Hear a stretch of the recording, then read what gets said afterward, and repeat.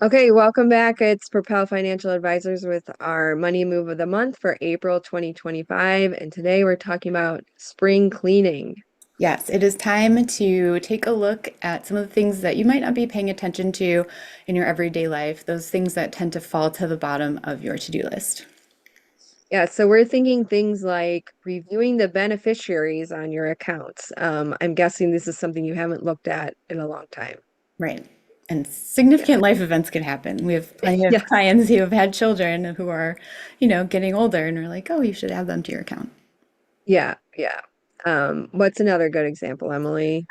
So you may have an IRA somewhere from an old job that you're not thinking about. You can maybe take the action to roll that over into, a consolidated account so you can keep track of everything a lot better.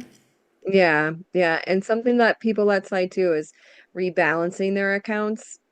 Sometimes if the stock market is way up or way down, your allocation can get off with your stock bond targets. Yeah, I So think those are some really good ones for this month. yeah.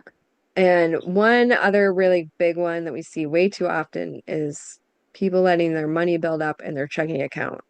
Yes. Right, If you've Emily? got too much cash in your account, it's not working for you, most likely, in the best way that it can.